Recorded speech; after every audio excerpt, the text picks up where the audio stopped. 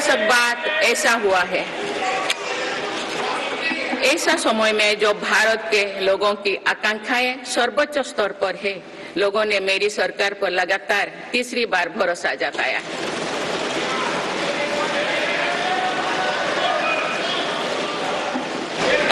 भारत के लोगों को ये पूर्ण विश्वास है कि उनकी आकांक्षाएं सिर्फ मेरी सरकार ही पूरा कर सकती है।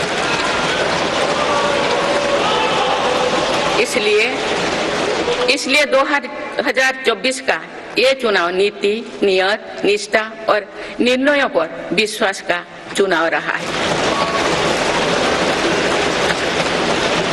मजबूत और निर्णायक सरकार में विश्वास, सुशासन, स्थिरता और निरंतरता में विश्वास, ईमानदारी और कड़ी मेहनत में विश्वास, सुरक्षा और समृद्धि में विश्वास,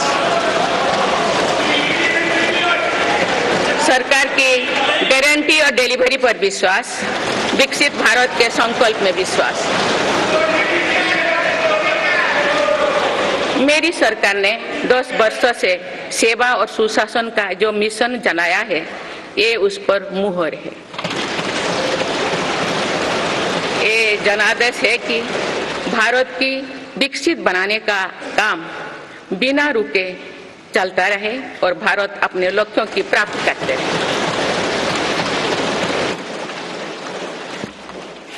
माननीय सदस्यगण, 18वीं लोकसभा कई मायनों में एक ऐतिहासिक लोकसभा है। ये लोकसभा अमृतकाल के शुरुआती वर्षों में गठित हुई है। ये लोकसभा देश के संविधान को अपनाने के 75वीं वर्षों की भी साक्षी बनेगी। मुझे विश्वास है कि इस लोकसभा में जन कल्याण के फसलों का नवीन अध्याय लिखा जाएगा।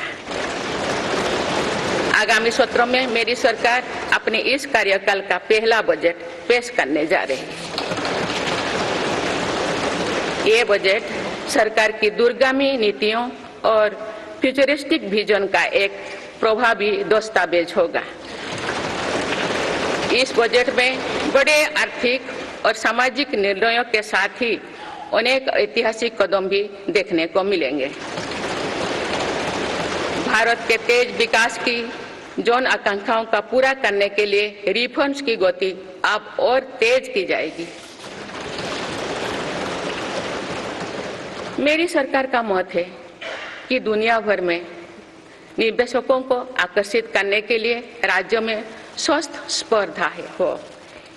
यही कॉम्पिटिटिव कोऑपरेटिव फेडरलिज्म की सच्ची स्पिरिट है। राज्यों के विकास से देश का विकास, इसी भावना के साथ हम आगे बढ़ते रहेंगे। माननीय सदस्यगण, रिफॉर्म, परफॉर्म और ट्रांसफॉर्म के संकल्प ने आज भारत को दुनिया की सबसे तेजी से बढ़ने वाली अर्थव्यवस्था बना दिया है। 10 साल में भारत 11वें नंबर की अर्थव्यवस्था से ऊपर उठकर 5वें नंबर पर पहुंचा है। साल 2021 से लेकर साल 2024 के बीच भारत में औसतन 8% की रफ्तार से विकास किया है और ये ग्रोथ सामान्य समय में नहीं हुई है। बीती वर्षों में हमने 100 साल की सबसे बड़ी आपात देखी। वैश्विक महामारी के कालखंड और विश्व के अलग अलग कोने में चल रही संघर्षों के बावजूद भारत ने ये विकास दर हासिल की है।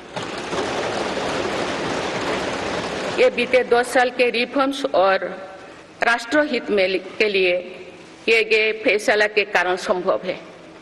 आज भारत अकेले ही दुनिया की ग्रोथ में 15% का योगदान दे रही है। अब मेरी सरकार भारत को विश्व की तीसरे नंबर की इकोनॉमी बनाने में जुटी हुई है। इस लक्ष्य की प्राप्ति विकसित भारत की नींव को भी मजबूत करने में के काम करेगी। माननीय सदस्यगण, मेरी सरकार अर्थव्यवस्था के तीनों स्तंभों मैन्युफैक्चरिंग, सर्विसेज और एग्रीकल्चर को बराबर महत्व दे रही है। PLI स्कीम्स और ईज ऑफ डूइंग बिजनेस से बड़े पैमाने पर निवेश और रोजगार के अवसर बढ़ रही है।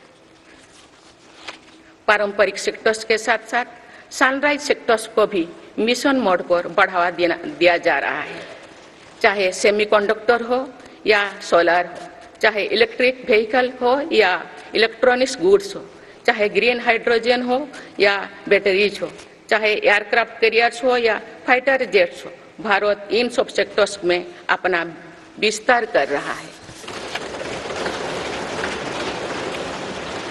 लॉजिस्टिक्स कॉस्ट को कम करने के लिए भी मेरी सरकार लगातार प्रयास कर रही है। सरकार सर्विस सेक्टर को भी मजबूत करने में जुटे हैं। आज आईटी से लेकर टूरिज्म तक, हेल्थ से लेकर वेलनेस तक हर सेक्टर में भारत लीडर बन रहा है और इससे बड़ी संख्या में रोजगार और स्वरोजगार के नए मौके बन रहे हैं। माननीय सदस्यगण, पिछले 10 वर्षों में मेरी सरकार द्वारा ग्रामीण अर्थव्यवस्था के हर पहलू पर बहुत जोर दिया गया है। गांव में कृषि आधारित उद्योगों, डेयरी और फिशरीज आधारित उद्योगों का विस्तार किया जा रहा है। इसमें भी सहकारिता को प्राथमिकता दी गई है।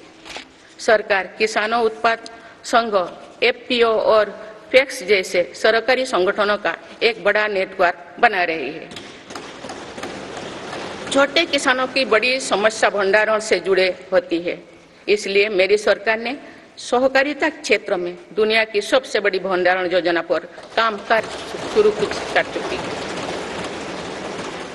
किसान अपने छोटे खर्चे पूरे करने के लिए इसके लिए पीएम किसान सम्मान निधि के तहत उन्हें 3,20,000 करोड़ रुपये से ज्यादा राशि दे सकते।